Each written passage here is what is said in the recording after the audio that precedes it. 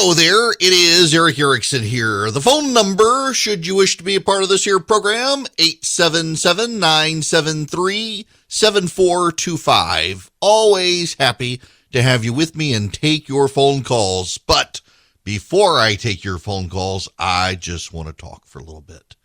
I got stuff to say. It is my show. You know what the Rorschach test is? The Rorschach test is that where they show you the blob, and you have to interpret what it is. And with that blob, I mean, some people say, "Oh, it looks like a moth to me." Oh, it looks like two people face to face. It looks like a monster. And supposedly you can interpret and diagnose people, and psychiatrists use it. I guess they still use it. I think the Ron DeSantis video is a Rorschach test for left and right. The DeSantis video, if you haven't heard it, DeSantis... You do not have to wear those masks. I mean, please take them off. Honestly, it's not doing anything, and we got to stop with this COVID theater. So if you want to wear it, fine, but this is ridiculous. So for those of you who saw this, how did you take it? How did you take it? It's a Rorschach test on how do you see the world. I saw it as Ron DeSantis coming into a room full of unmasked people, except for the students of the University of South Florida, forced to stand behind him wearing masks. And he says, this is just COVID theater. This is ridiculous. You do not have to wear those masks. I mean, please take them off. Honestly, it's not doing anything, and we got to stop with this COVID theater. So if you want to wear it, fine, but this is ridiculous. With the sigh and the smile at the end. COVID theater, this is ridiculous, he says. How do you interpret that? I see it as Ron DeSantis liberating college students from the demands of worrisome academics. And the left sees it as Ron DeSantis bullied students into taking off their masks. There's actually left-wing outrage and media outrage about this. WFLA, the NBC News affiliate down in Florida, the headline is DeSantis scolds students for wearing masks. One of the mothers was aggrieved, and the mother actually went to a press conference without her mask on, standing next to her masked son, to express her outrage that he would have them take their masks off. Of course, it was WFLA again. Where'd the audio go? Can't hear the audio here the way it's processing. It's out of the wrong speaker. She says, the student says he took his mask off, and the reporter says, "Did you feel pressure by the governor?" A little, says the teenager. The mom says she's very upset, and it was shocking for Governor DeSantis to ask these students to take off their masks. Now, it was high school students. It was the University of South Florida, but it was apparently high school students. And the leftists having a meltdown about this. You can see the video for yourself. If you're a subscriber, every day now I send you links to everything I'm going to talk about on the show. Right when the show starts, we send you a live link to the show so you can listen to the live stream. And I send out the links as well. You can text the word data to 33777. The bottom link there will be to the daily newsletter. You can get all these links. You got to be a subscriber. And every day in your inbox when the show starts, we send you the links, and one of them is this video of DeSantis. The media, National Press Corps, and progressives are, why are you bullying the children? To me, it looked like he was telling the kids, this is ridiculous. They're literally, for those of you who don't understand this, they're in a room full of unmasked people. The only people there masked are the students who were brought in to stand behind DeSantis when he spoke. That's it. And so he tells them to take their masks off.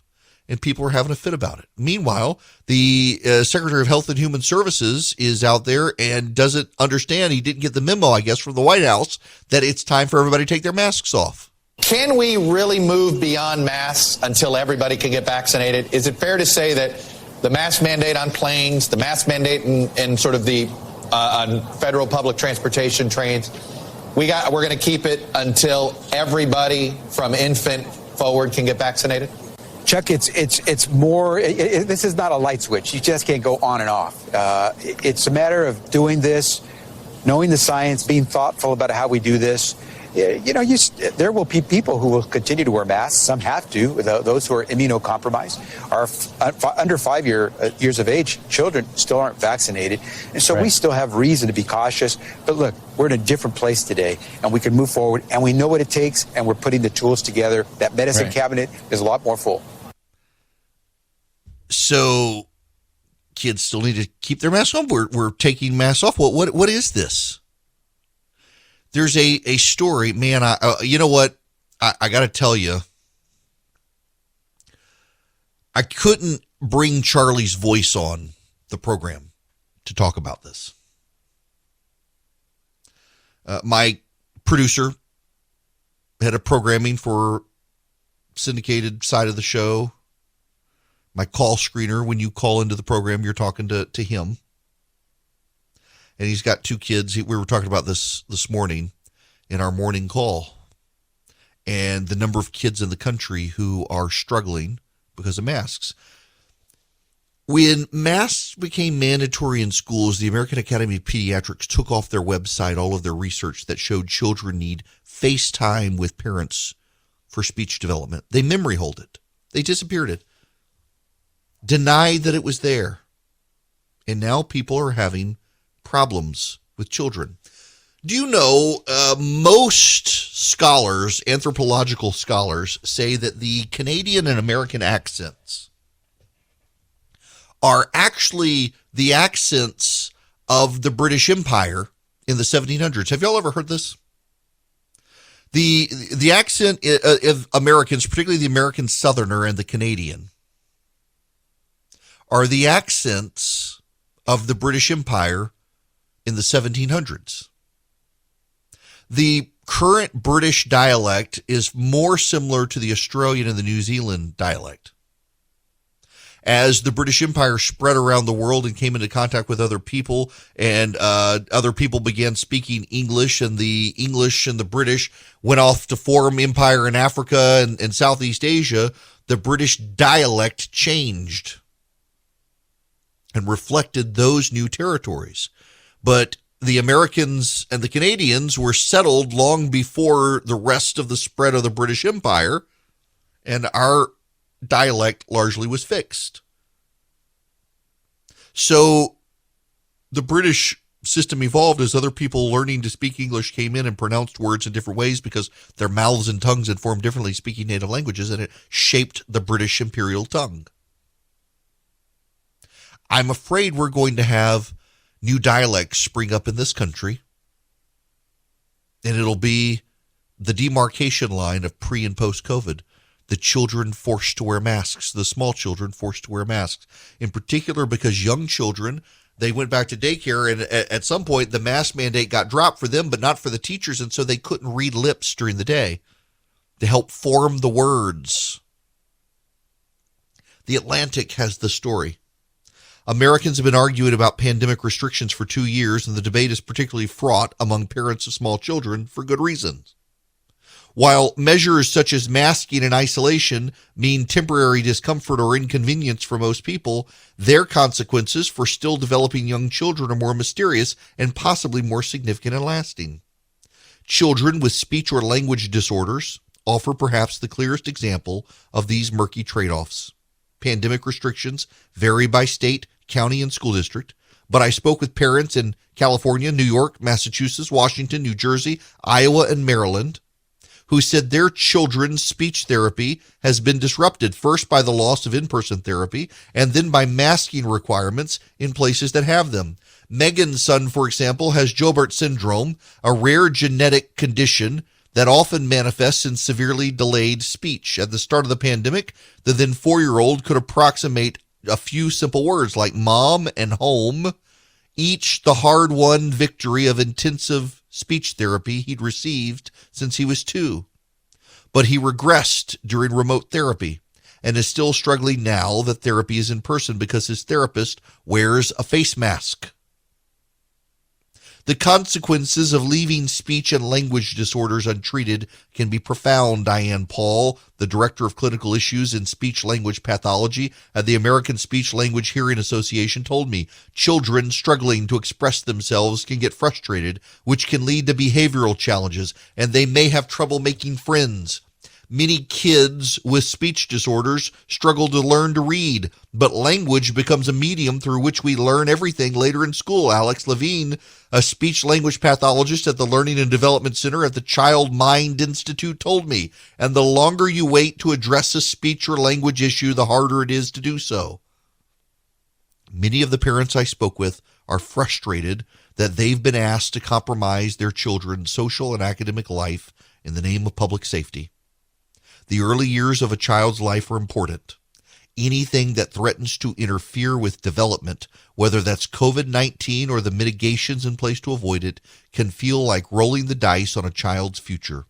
In one way or another, all parents of young children have been forced to gamble during the pandemic. Many parents of kids with speech delays don't like their odds. We have an entire nation of small children who were, 1, highly unlikely to get COVID, and 2, if they did it, highly unlikely to have severe symptoms. And we made them cover their mouths with a mask. And then when we let them take their masks off, the very people whose lips they needed to read, we made them keep their mask on. We have a whole lot of people who are behind now. We have a whole lot of kids that the powers that be treated poorly. You know, I have since this pandemic began. When the powers that be were saying we should wear masks, fine. It's early. You're the expert. You say wear a mask. I understand what the data says. Let's put on the masks. But the data never said that about kids. The data never said it about kids. And yet they forced the kids to do it. They said follow the science, and the science never said it about the kids. For that matter, the science to this day doesn't say that kids really need the vaccine. It doesn't show these things, and yet they've doubled down on this. And now these kids are behind. And you know what the fallout of this is going to be is quite obvious. People will not trust the experts moving forward because the experts got so comfortable wielding the power to shape people's lives and then so arrogant that they could not admit they overplayed their hand, that they could not change their minds. And it took a popular movement of parents to do it. And those parents are going to go vote. And there's going to be hell to pay. And there should be. Many of the people we've listened to, including Dr. Fauci at this point, need to be retired. And many of the children who are behind, I don't know what we're going to do about them, but we're going to have to help them as a society because we failed them over the selfishness of a lot of older people who forced kids who were never going to get sick to take steps they never needed to take in order to protect the lives of the people around them who, more or less, really didn't need those children to cover up their masks to survive, but did so in large part out of fear and selfishness. Welcome back. It is Eric Erickson here. The phone number is 877-973-7425. Al, you're going to be up next. Welcome to the program. How are you? How you doing, Eric? Great to talk to you, and blessings to you and your family. And my question is this. Wasn't there some treaty signed in 1994 with the states and Britain and the USSR when Ukrainian withdrew their nuclear weapons and the USSR had promised not to attack Ukraine? Yes, yes. Now, it was not necessarily between the U.S. and UK as well, but they were involved, along with a couple of other European parties. that essentially all of these countries would recognize the independent sovereignty of Ukraine and its territory. We would no longer be called the Ukraine. It would be called Ukraine. In exchange, they would give up their nuclear arsenal back to Russia, and the Russians would ensure their sovereignty and protection, not us. So they gave up all their nuclear weapons to ensure their sovereignty and protection from Russia, and now the Russians have invaded them. So, yeah. Now, keep in mind as well, just a few years ago, there was the Minsk Accord, where the Russians would withdraw their troops from the Donetsk region after having invaded to take Crimea, and the Ukrainians would ensure no persecution of those who were friendly with the Russians, and now the Russians have come in on pretext that was broken. So you got a history over there of this sort of stuff happening. And it's not going to end well because it's very clear Vladimir Putin does not honor his word. Ed, you're going to be up next. Welcome to the program. Hey, Eric. I just want to say that us as Americans, we're letting the Ukrainians down. We witnessed that. The genocide is taking place. They're bombing children. They're killing women, having babies in basements. And here we're worrying about all. And the Democrats, they want to win so bad. What we need to do is, for everyone that dies, we need to make sure that they don't get a vote for that death, because that's what it means. And they need to let them know every time they have a rally or anything, you buying votes with death of other people.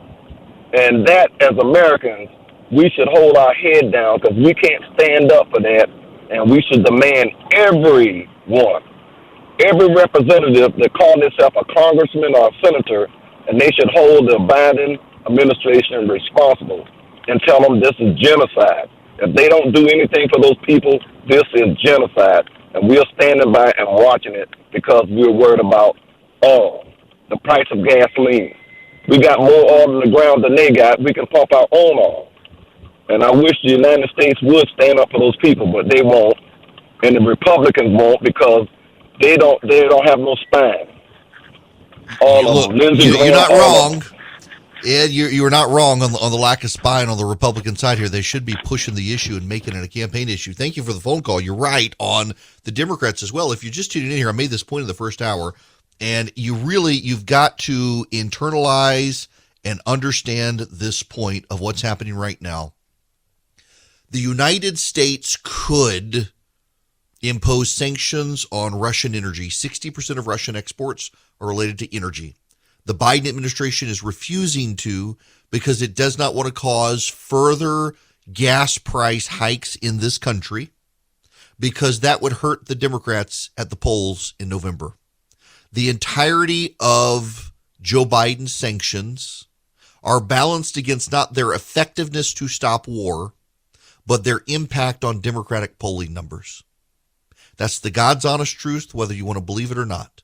The Democrats in this country, led by Joe Biden, cannot stop Russian oil imports into the United States, because it would drive up gas prices, and that would impact Democrats in the ballot box in November. So Ukrainians are going to die in real life, so the Democrats do not get wiped out metaphorically at the ballot box. You may not like it, but it's the truth. Hello there, it's Eric Erickson here. The phone number is 877-973-7425. Should you wish to be on the program, I want to go back to the phones here. Let's go to Ruth Mary next. Welcome to the program. How are you?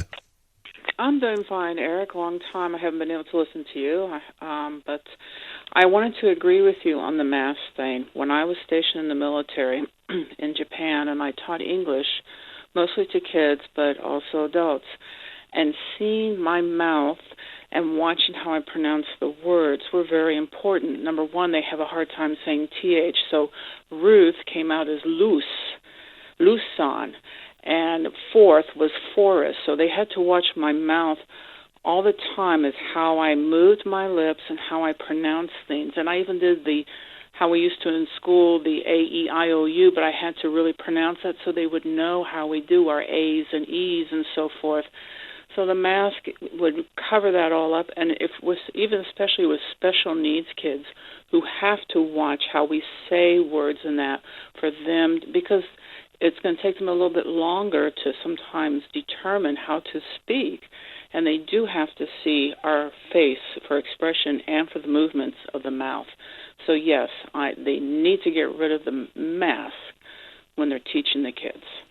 Amen to that. Yeah, you say this, and talking about overseas, I remember when I was a kid, growing up in Dubai, we had a Arabic language teacher, Ms. Wahabi, who used to yell at us in Arabic all the time. But she also said it was always funny for her as someone from the Middle East who also taught English and emphasizing vowel sounds, that you could tell that that someone in the Middle East had learned English from someone from the Middle East and not from an American because of how they sounded the vowels. Everything was always A, E, I, ooh, ooh. Yes, she said you could tell exactly whether someone had learned English from someone who was English versus learned English from someone who was from the Middle East based on just how much power they put into our vowels. I'll never forget her talking about that. And you can hear it. But you're right.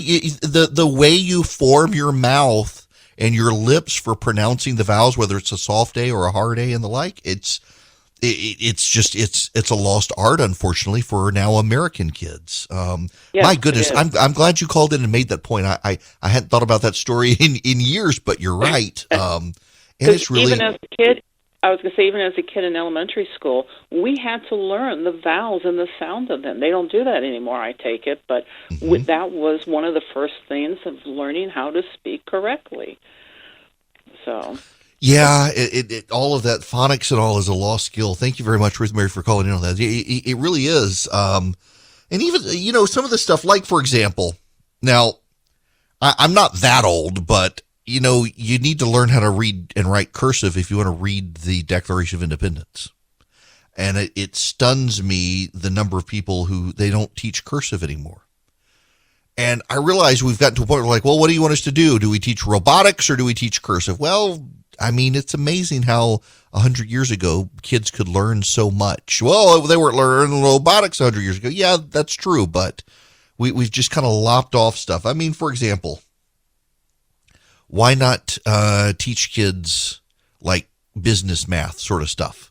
Because, tax day, I saw, it's actually a meme I saw on Twitter the other day, somebody saying, man, I'm so glad I never learned how to do my taxes and balance my budget when I was a kid so that when parallelogram day comes, I can file my parallelograms with the federal government. It's like, there's a point there.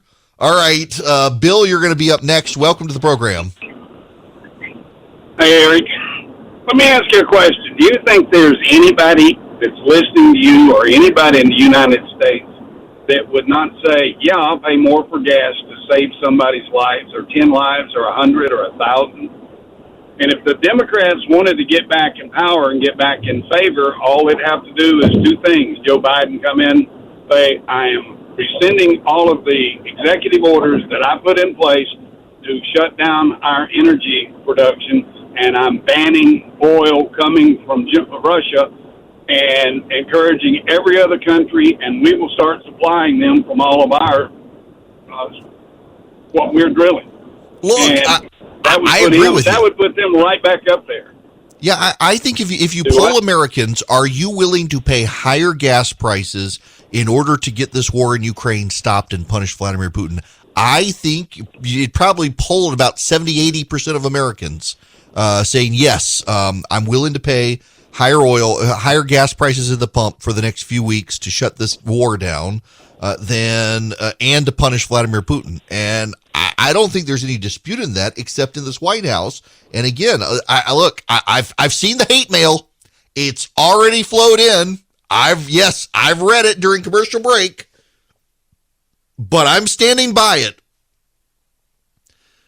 The reason Joe Biden is not imposing energy sanctions on Russia is all about midterm elections. I'm standing by that. I think I'm right on that. No, No. You think I'm making a partisan point. No, I'm not. I am making a political strategic point. The Democrats are so low in the polls right now, they can't afford to go lower. The irony here is that if Joe Biden did impose energy sanctions on Russia, then he could blame high gas prices at the pump on that and put people on the side of Vladimir Putin. I mean, my gosh, he puts people on the side of Bull Connor and Jefferson Davis in the Confederacy. He could put them on the side of Vladimir Putin. You're complaining about high gas prices while you're helping Vladimir Putin. He'd do it too. But he knows it really wouldn't work. That's the issue here. All right, back to the phones. Robin, you're going to be up next. Welcome to the program. Robin, how are you? Hey, I'm well. How are you? Great. Okay, so I'm going to be super quick. I'm a teacher, and I'm only out of school because my sister had surgery and I'm out of the hospital. But the issue is so much bigger than masks with children. So much bigger. It's so many things. They can't read facial expressions. Young children read facial expressions. I teach at a private school. So our school is pre-K, the lower school through fourth. And our little babies need to see our face because they understand being upset with someone or being happy with someone based on being able to see your facial expression. I mean, forget about teaching phonics. You can't do that unless kids can see your face. You can't remediate speech unless kids can see your face. You also have got the whole issue where kids aren't going to church, they aren't going to restaurants to sit with their parents, they aren't going to movie theaters. So for 2 years, no kids have had to sit quietly. They don't know how to do it. They don't know how to interact in an environment where they have to sit quietly just because it's not their fault. These poor kids haven't been in a situation. They haven't been on play dates. So they haven't been out playing with kids and learning how to have a fight on the playground and talk about it and use your communication skills. So there's so many things with these kids. Our second graders, which are the group of kids that were kindergartners when we shut the world down, you just hit reading in March of kindergarten. Those babies were just starting reading, and we said, just kidding, go home. Right. Now, at my school, we continued doing the reading, but all those babies are now behind in reading. And if public schools aren't focused on remediation, you've got 3 years of kids who are behind, not to mention all the other issues, the social issues that nobody's talking about, except for teachers. All the teachers know that this is happening, but nobody else is talking about it. It's not just the mask. It's that we've shut the world down, and we need socialization, and our kids haven't had it for 2 years. 2 years no, now. No, they haven't. You know, it's funny you say this also. My kids, very much like my wife and I, they're not crowd people. They're not large group people. My son now with his friends, they get on the Xbox and they're never in the same house together. And they can talk to each other and play video games, and that's been their socialization. My daughter, who is very much an introvert, who does not like crowds, just feels compelled right now to be around people because it was so long everybody couldn't be, and then they could get back together, but there were masks. And then with my house and our health and our family, we've had to be a little more guarded, and seeing my kids want social interaction because they haven't had it for so long. And then I think of all the kids who are very personable and just flat out couldn't do it, and almost thinking that they were being punished because of it. It's going to take us years to undo the damage, and I don't know that people appreciate that as much as they could. Look, I'm glad you called in. My best to your sister. Hope all is well there, and thank you very much for calling in. Thanks so much. Have a good one. You too. Listen, Robin is right on that. We think about speech, but it really is. I mean, also, how do you tell? Because, when you smile behind a mask, when you smile, your eye structure tends to almost be the same structure as angry. It's the mouth that is formed differently to when are you upset, angry, or when are you happy, laughing. And the misreading of emotions it's going to be a thing. And so many people have said that for so long, and the powers that be ignored it. The teachers' unions, Georgia, where I am, we don't really have a strong teachers union per se, but states like California, Illinois, New York, with those strong teachers unions that have continually shut things down, forced kids to be in masks. Even now, I'm seeing progressives melt down on the issue because they feel unsafe. In fact, there was a story out of Texas. I tried to find it right before I came on the show because I thought about it. It was out the other day that in Dallas and in Austin, Texas, some parents are having their kids continue to wear masks so that they're not confused for being Republicans. Oh, we're going to get into this a little bit. I'm so far out of whack of everything else I was going to talk about. We'll get into this. Some parents are having their kids stay in masks so that they are not confused for being Republicans, which is just bizarre. Now, back to the phones. Richard, you're going to be up next. Welcome. Welcome, and thank you for all you do. You're my source of education. I just have a question on the take that you may have with the progressives pushing and demanding and saying that we're all going to die, like you said, in 10 years if we don't go green.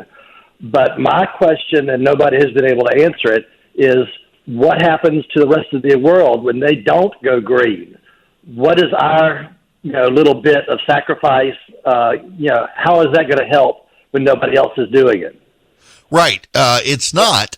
In fact, the Chinese right now, their emissions are going up pretty exponentially compared to ours. Ours have been going down. Theirs are going up. Brazil is not switching. So, they talk about the BRIC nations back in the 90s and in 2000s. It's a very big thing to talk about the next wave of first world countries.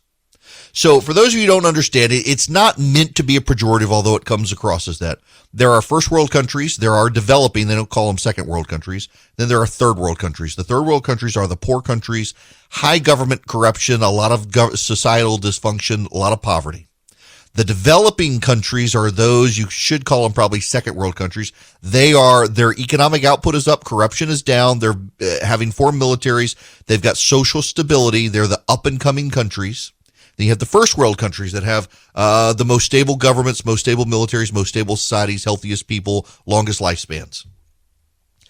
So the BRIC nations, Brazil, Russia, India, and China, those were the up and coming countries. China appears to be a developed first world country in its cities, but you drive just a short ways outside Chinese cities and you realize it is still a third world hellhole. India, to a degree, has regressed. Brazil and Russia have regressed over the last number of years. These four countries have no interest in a Green New Deal. One of the, you get environmentalists talking about this, one of their great fears is the industrialization of Africa. If you look on your standard map, think of a map hanging on the wall. If you look at a map, Africa on a standard map really doesn't look that big. It is, I'm Googling here to make sure I get the number right. It is actually a massive continent. Africa looks to be kind of like equivalent maybe to North America. Maybe to North America. You could fit all of North America inside Africa. That's how big Africa is. You could fit all of North America, including Greenland and the islands above Australia. You could fit Mexico. All of Central America, you could fit it into Africa. You could fit all of Europe into Africa. You could fit China and Russia into Africa. Africa is massive. You can't really understand how big Africa is without really looking at a globe and then shaping up the sizes of countries. The amount of countries that you could fit into Africa, you could fit most of Asia and all of Europe and China and Mongolia into Africa. It's phenomenally huge. And the great fear of environmentalists is that Africa develops. Because if all of Africa, which is larger than Asia, larger than Europe, larger than North America, larger than South America, if all of Africa were to suddenly develop and start burning fossil fuels and giving people central heating and air, they're like, oh, we would all be devastated. And there is an undercurrent of racism within the environmentalist movement that is intent on keeping Africa comfortably poor so they never get heating and air, so that they never contribute to climate change. And they don't want to talk about it, but you just listen to the conversations about the fear of African development, and you realize this is why they won't let these people spray DDT to kill the mosquitoes and force them to sleep in mosquito nets. It has nothing to do with birds. It has everything to do with keeping these people poor. My gosh, they really are doing this. Chris Hayes from MSNBC, Ryan Cooper from The Prospect, they are literally advocating for us to start buying Iranian oil so that we're not buying Russian oil. So we're going to support one group of terrorists to avoid supporting another group of terrorists. This is truly, truly bizarre. This is unserious. Now, back to the phones we go. Let's see. I got about a minute and a half, Jim. Welcome. Hey, Eric, God bless you for all you do. You've got a very powerful voice and message out there. And thank you. Just a quick question. Under what justification did Joe Biden sign the executive order or orders that basically shut down domestic energy production? I understand the Green New Deal, which is made up based on false science. But beyond that, what was his justification, and why can't those policies be reversed? Where are the voices from the Republicans? So they can be reversed either by congressional law, which the Republicans can't get through this Congress, but because their lease is overseen by federal regulators, the Biden administration, under the executive power, has the ability to stop those leases, and they did. The Trump, DeSantis, Trump, whoever wins in 2024 could come in and reauthorize those leases. But the Biden administration rushed through a review of the leases and froze them. One of the reasons they froze them, and this is a key point, is because they weren't being used. As an earlier caller pointed out, as Jen Psaki says as well, the leases weren't being used. But you have to keep perspective here. The reason the leases were not being used is because they were issued at the end of the Trump administration. Everyone suspected Biden was going to win, and if he did, he would drive up the environmental costs of executing the leases so they wouldn't be able to make money. That's what happened here. Just saying they didn't use the lease kind of distorts why they chose not to use the lease. This administration would rather get oil from Iran than make us be energy independent. It's 2022. Things are still crazy. Things haven't settled down. And now you got the Federal Reserve and interest rates. You got the economy. You got inflation. A lot of banks won't even return your phone call. Let's say you're a small business and you need a loan for $750,000 or higher. You see an opportunity where banks, they don't even want to see you. You want to buy a building, you want to build a building, reach out to the Frost family at First Liberty Building and Loan. They've been helping small businesses become big businesses since the 1990s. They want to help you if they can. So spend 10 minutes with them. See if you're a good fit for them and they're a good fit for you. Their website is firstlibertyga.com. That's firstlibertyga.com. Again, you need a loan, $750,000 or higher. You're a small business and you see an opportunity to grow. Share it with the Frost family and see if they can help you. Firstlibertyga.com. That's firstlibertyga.com. First Liberty Building and Loan can help businesses nationwide become bigger businesses. The regular season is heating up, new stars are emerging, and that means more opportunities to win up to 25 times your cash on Prize Picks, the most exciting way to play daily fantasy sports. Just select 2 or more players, pick more or less on their projection on a wide variety of stats, and place your entry. It's that easy. Let it fly to turn $10 into $250 with just a few taps. Easy gameplay, quick withdrawals, and injury insurance on your picks are what make Prize Picks the #1 daily fantasy sports app. Watch your favorite players and get paid doing it this basketball season. See your entries make progress during the game or make new entries for the second half and the fourth quarter. 3-pointers, assists, rebounds, and everything in between are yours for the taking. Join the Prize Picks community of more than 7 million players who have already signed up. Right now, Prize Picks will match your first deposit of up to $100. Just download the Prize Picks app and use code GET100. That's code GET100 on Prize Picks for a first deposit match of up to $100. Prize Picks. Pick more, pick less. It's that easy.